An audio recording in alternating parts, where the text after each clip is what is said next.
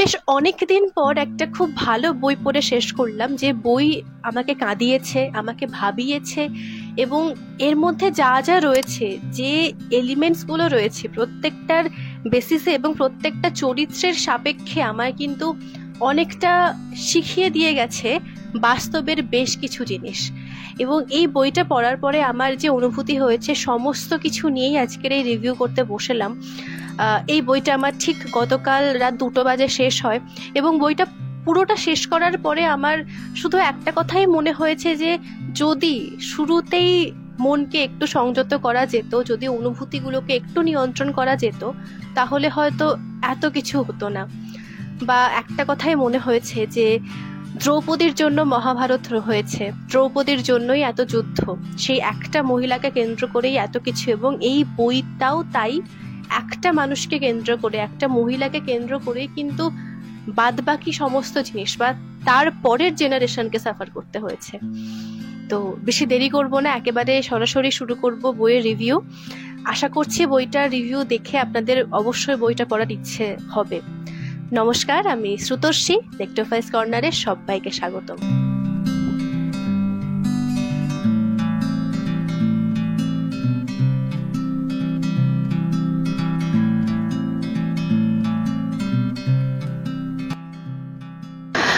তো আজকে যে বইটি রিভিউ করতে চলেছি সেটি হচ্ছে সাথী দাস রচিত সেই তো এলে ভালোবাসা। বইটি পত্রভারতী থেকে প্রকাশিত এবং বইটির মুদ্রিত মূল্য হচ্ছে 345 টাকা। যদি প্রচ্ছদটা একটু ঠিকঠাকভাবে দেখেন তাহলে কিন্তু এখানে রয়েছে একটি সুন্দর মেয়ে, চারপাশে অনেকগুলো ফুল রয়েছে। যদিও এই মেয়েটি কোন মেয়ে সেটা আপনাকে একদম বইটা শেষে এসে হয়তো বুঝতে পারবেন। এবং বইটির নামকরণ সেই তো এলে ভালোবাসা।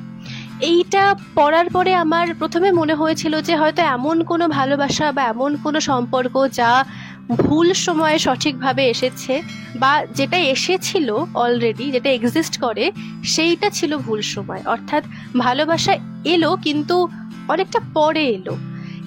একদমই এই জিনিসটাকে নিয়েই গোটা উপন্যাস, এবং নামকরণ পুরোপুরি পারফেক্ট। পুরো উপন্যাসটা পড়ার পরে দু জায়গায় আপনি এই পুরো লাইনটা পাবেন, সেই তো এলে ভালোবাসা। এবং যে দু পরিপ্রেক্ষিতে পাবেন সেই দু ক্ষেত্রেই কিন্তু আপনার মনে একটা দাগ কেটে যাবে।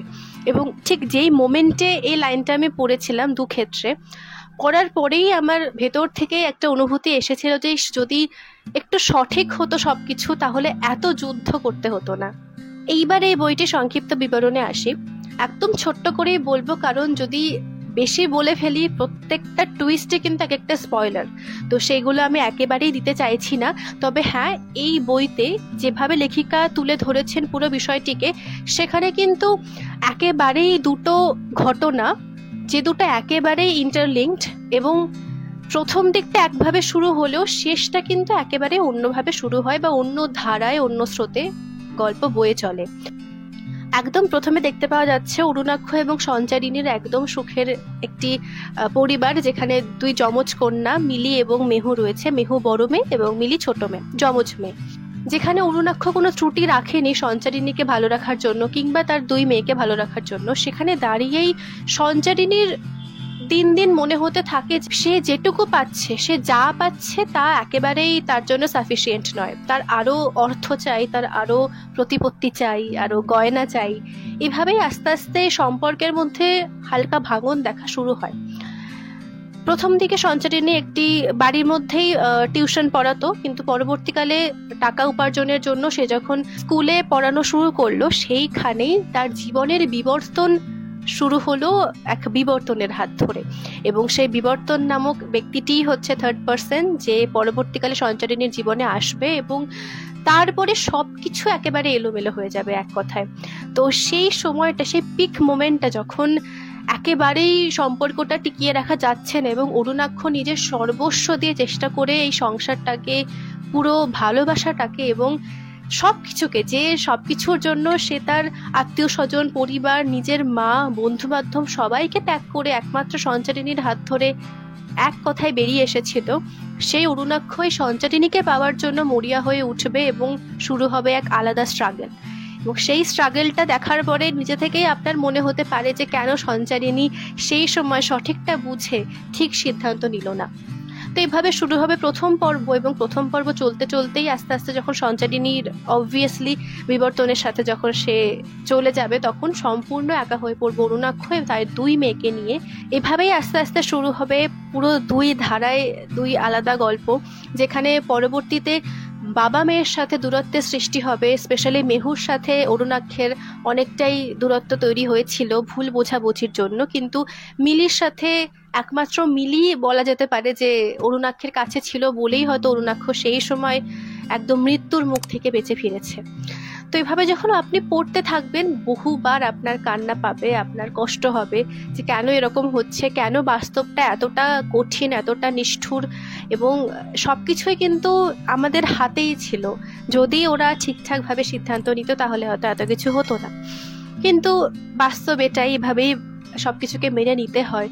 তো এই রকম করেই যখন সেকেন্ড পার্টে এসে আপনি উপস্থিত হবেন, যেখানে আবার আস্তে আস্তে অরুণাক্ষ নিজের জীবনটাকে গুছিয়ে উঠতে পেরেছে তার দুই মেয়েকে নিয়ে, এবং আস্তে আস্তে তাতে সবকিছু স্বাভাবিক ছন্দে ফিরছে, এবং ঠিক সেই সময় শুরু হবে মিলি মেহুর জীবনের এমন কিছু ঘটনা, এবং তার সাথে অদ্ভুতভাবে ওতপ্রোতভাবে জড়িয়ে পড়বে অরুণাক্ষ।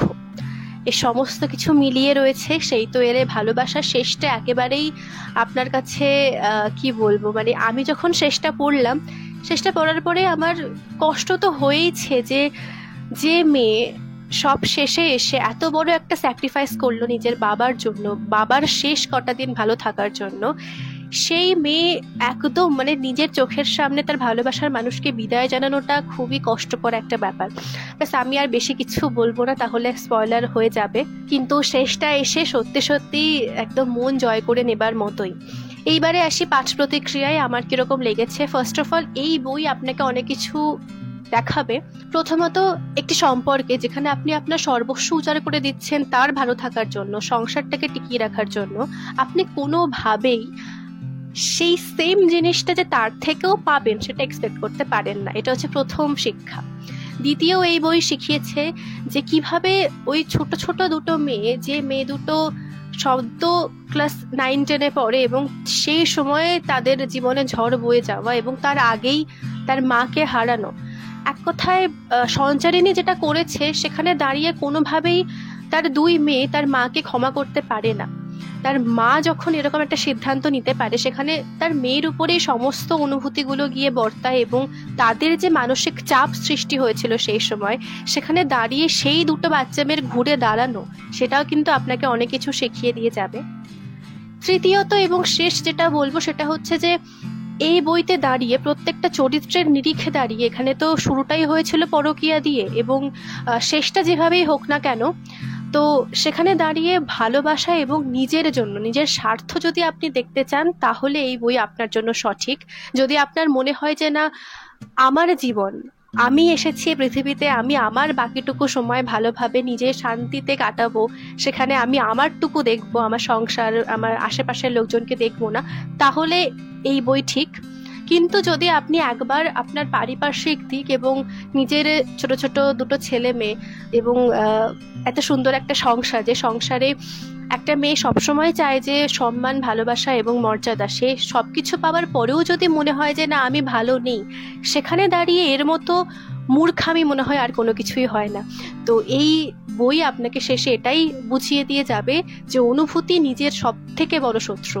অনুভূতিকে যদি একবার নিয়ন্ত্রণ করা সম্ভব হয়, যদি একবার নিজেকে এটা বোঝানো যায় যে এইটা সত্যি সত্যি আমার জন্য সঠিক হলেও আমার বাকি সমস্ত কিছুর জন্য বেঠিক, এবং যদি আমি একটা ভুল সিদ্ধান্ত নিই তাহলে সেই সিদ্ধান্তের খেসারত কিন্তু আমার পরবর্তী প্রজন্মকে দিয়ে যেতে বাধ্য হবে তারা, তো সেটা যদি একবার আপনার মনে হয় তাহলে ডেফিনেটলি আমরা সেই সিদ্ধান্ত নিতে পারি না, সেই ভুল সিদ্ধান্ত নিতে পারি না।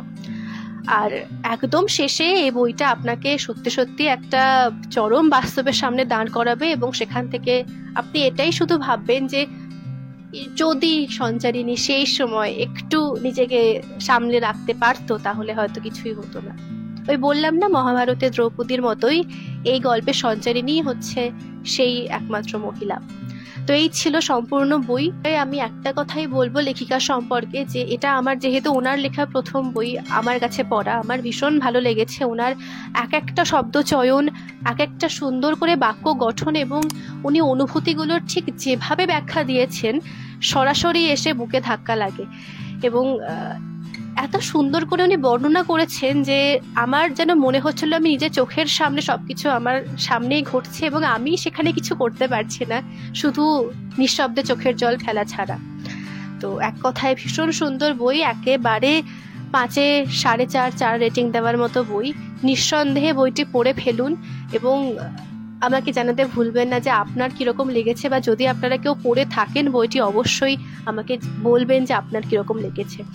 আমার বইটা পড়ে ভীষণ ভালো লেগেছে। আমি একটা কথাই বই পড়ার ক্ষেত্রে বিশ্বাস করি, যদি কোনো বই আপনাকে কাঁদাতে পারে তাহলে সেই বইয়ের থেকে শক্তি ধরার কোনো কিছু হতে পারে না। যদি আমার এই রিভিউ দেখে বইটা পড়ার জন্য ইচ্ছে হয় অবশ্যই জানাবেন। তো এই ছিল আজকের বুক রিভিউ। যদি ভালো লেগে থাকে ছোট্ট করে লাইক, কমেন্ট, শেয়ার আর সাবস্ক্রাইব করতে ভুলবেন না। সোশ্যাল মিডিয়া ফেসবুক এবং ইনস্টাগ্রামে ফলো করতেও ভুলবেন না। খুব শীঘ্রই আসছি সামনের সপ্তাহে অন্য কোনো বইয়ের রিভিউ নিয়ে। ততদিন পর্যন্ত ভালো থাকুন, সুস্থ থাকুন, ভালো ভালো বই পড়ুন এবং এই বইটা পড়ার পরে অবশ্যই আমাকে জানাবেন যে আপনার কিরকম লেগেছে। আমি কিন্তু আপনার কমেন্টের অপেক্ষায় রইলাম। সবাইকে আজকের মতো টাটা।